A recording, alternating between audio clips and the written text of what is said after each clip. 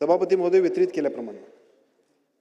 सभापती महोदय, अत्यंत महत्त्वाच्या प्रश्नाकडे मी आपल्या माध्यमातून मंत्री महोदयांचं आणि सरकारचं लक्ष वेधू इच्छितो. कारण जर नवे पिढीचंच जर सभापती महोदय या ठिकाणी उदय होणार नसेल तर ही अतिशय चिंताजनक बाब आहे. सभापती महोदय, आज आपण गरोदर माता त्यांची काळजी घेतो, त्यांच्यासाठी वेगवेगळ्या योजना आपण आणलेल्या आहेत. जालना हो, जालनाच्या अनुषंगानं राज्य पण आलंच ना सभापती महोदय. जालना हे माझ्या मतदारसंघातलं आहे. आणि मग आपण सभापती महोदय या ठिकाणी उत्तरातच मान्य केलं आहे की 18 मातांचा मृत्यू आणि 164 बालमृत्यू झाले. ही आकडेवारी फक्त जालना जिल्ह्यातील मंत्री महोदय. आपण राज्याचा विचार केला तर हे हजारामध्ये जाते हा आकडा. त्याच्यामुळं सभापती महोदय, भविष्यामध्ये तरी अशा घटना घडू नयेत आणि हे मूल वाचावं.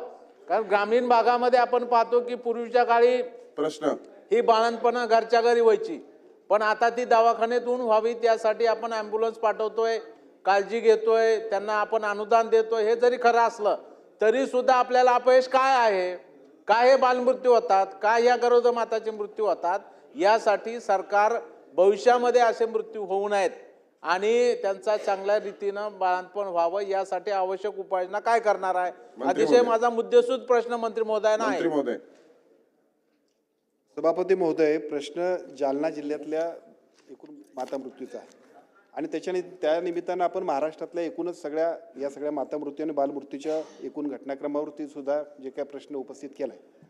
खरं तर हा प्रश्न अंशतः खरी आहे म्हणण्याचं कारण असं आहे की काही मृत्यू झाले, परंतु एकूण जर आपण प्रमाण बघितलं, उत्तरामध्ये सुद्धा ते दिलेलं आहे, पण एकूण जर प्रमाण बघितलं तर ते 2 वर्षाचं आहे. म्हणजे पहिल्या 2024-25 आणि 25-26 नाही. त्याच्यासाठी आतून एकूण महाराष्ट्रातलं चित्र बघितलं तर भारतातल्या एकूण जे काही सगळी राज्य आहेत त्या सगळ्या राज्यांमध्ये महाराष्ट्र सुद्धा उत्कृष्ट पद्धतीने काम करते.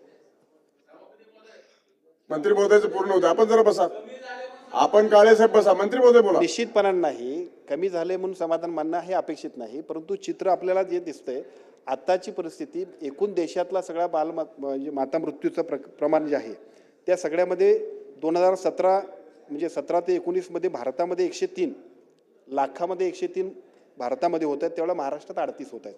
आज सुद्धा आपण बघितलं तर 20 ते 22 मध्ये 88 भारतात होत आहेत एकूण.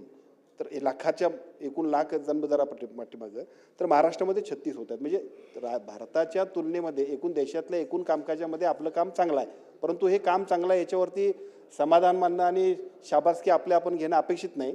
अजून सुद्धा ज्या पद्धतीचे याच्यावरती उपाययोजना करायला पाहिजेत त्या सगळ्या करण्यासाठी आपल्या राज्य शासनाच्या आरोग्य विभागाच्या वतीनं यंत्रणा सुरू आहेत.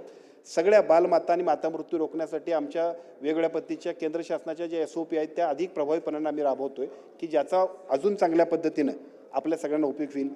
सगळ्या JSYची योजना आहे, जननी सुरक्षाची योजना आहे, NRCची योजना आहे, SNCU खूप